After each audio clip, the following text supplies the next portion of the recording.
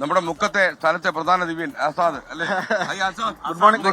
നല്ല വിശേഷങ്ങൾ പോകുന്നു, അടിപൊളിയായിട്ട് പോകുന്നു. ഞാൻ കേട്ട് ഞെട്ടിയിരിക്കുന്നു. അതെ അതെ, ഫാദർ ഇട്ട പേരാ. അല്ല, ആശ്വി സാറൊക്കെ പേരൊക്കെ കേൾക്കുമ്പോ അതേപോലെ എനിച്ചറിയാതെ കുറച്ച് ലെങ്ത് ഉള്ളൊരു പേരാണ്. അതെ അതെ, സന്തോഷം. ഓക്കെ. വളരെ സന്തോഷം. ആസാദ് മലയോരം നമുക്കൊരു കാര്യം ചെയ്യില്ല, നമ്മുടെ ഈ വാക്കിംഗ് ഗ്രൂപ്പിലേക്ക് ഒന്ന് ഓക്കെ. നമ്മുടെ മുക്കത്തെ വാക്കിംഗ് ഗ്രൂപ്പാണ്. ഓക്കെ, സന്തോഷം. Okay, thank you. നിങ്ങൾ രാവിലെ നടപ്പ് റെഡിയായോ? ഞങ്ങള് രാവിലെ ഇതിനായിട്ട് ഒരുങ്ങിയാണ് മുക്കം വാക്കിംഗ് ടീം.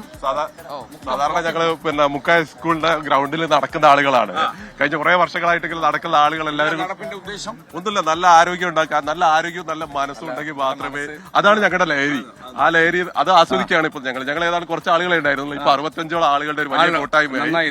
അങ്ങനെ എന്തോ ചെയ്യാൻ പോവാ? കുറച്ചു നേരം പൊന്നാട അണിയിക്കുന്നത് പോലെ അണിയിക്കാതിരിക്കും, സാറിനടിക്കാൻ വേണ്ടി.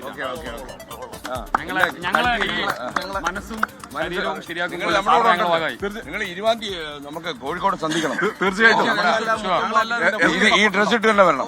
തീർച്ചയായിട്ടും.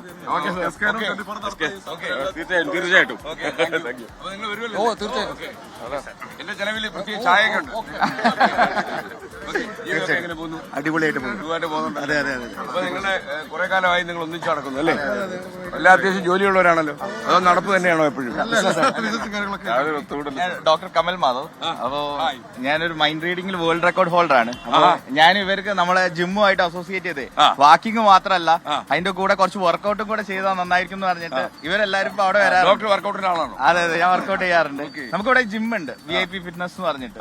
അപ്പൊ ഞാന് മൈൻഡ് ഇപ്പൊ ഈ ആശയം ഫിറ്റ് ആക്കി എടുക്കാൻ എത്ര കാലം വേണം? അത് ഒരാളെ ഡെഡിക്കേഷൻ അനുസരിച്ചാണ്. ഭയങ്കര ഡെഡിക്കേറ്റഡാ. എന്നാലും ഒന്ന് നോക്കിയേ. നോർമലി ഒരു 6 months കൊണ്ട് നല്ല അടിപൊളിയാക്കിയിട്ട് എടുക്കാൻ പറ്റും. ഒന്ന് തേച്ചെടുക്കണം അല്ലേ? ഒന്ന് ഈ തേച്ചൊടിച്ചെടുക്കണം. അധികം ഈ മാനുഫാക്ചറിംഗ് ഡിഫക്റ്റ് ഉണ്ടോ? അങ്ങനെയുള്ള ഒരു പ്രശ്നമില്ല.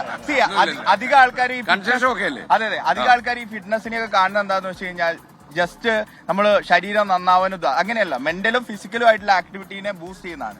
ഈ അധികം കുട്ടികളൊക്കെ ഇപ്പൊ നമ്മളെ അലസ്ക കക്ഷ മൈൻഡ് റീഡിംഗിന്റെ ആളാ. എന്റെ മനസ്സിൽ റെഡി. ഇപ്പൊ എന്റെ മനസ്സിൽ ഞാനൊരു സൂപ്പർഫിഷ്യൽ ലെവലില് മാത്രം പറഞ്ഞു.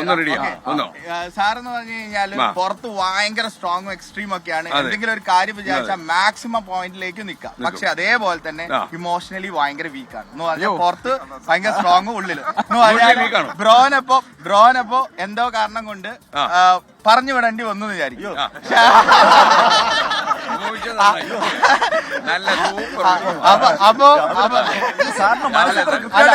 അപ്പൊ ഓട്ടോമാറ്റിക്കലി നമ്മൾ അത് അവിടെ ഫീലിംഗ് കാണിച്ചിട്ടില്ലെങ്കിലും ഉള്ളില് പോയിട്ട് അങ്ങനെ യെസ് എന്ന് പറഞ്ഞു കഴിഞ്ഞാല് പുറത്ത് ഭയങ്കര സ്ട്രോങ് ആണെങ്കിൽ ഞാൻ മൈൻഡ് റീഡിംഗ് അല്ല, ഞാൻ ഹെയർ ലോസിനെ മൈൻഡ് വഴിക്ക് പോകണ്ട.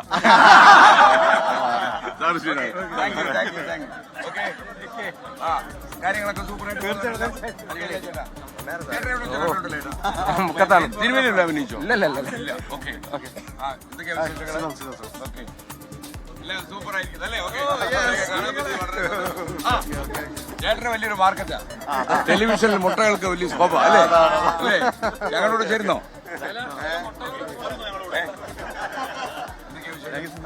നമ്മുടെ യൂണിഫോം പോയി അല്ലേ? വാക്കിംഗ് ക്ലബ് അല്ലേ? അപ്പൊ നിങ്ങളുടെ മുക്കത്തെ വാക്കിംഗ് ക്ലബ് നന്നായി പോകുന്ന അറിഞ്ഞാൽ വളരെ സന്തോഷം അല്ലേ? നിങ്ങളെയൊക്കെ കാണാൻ പറ്റി അല്ലേ? ഗംഭീരമായി. എന്തായാലും കേട്ടോ. അപ്പൊ നമ്മുടെ മൈൻഡ് റീഡിംഗ് ചേട്ടനുണ്ടല്ലോ, നിങ്ങൾ ഡീൽ ചെയ്തേക്കണേ. ഓക്കെ. അപ്പൊ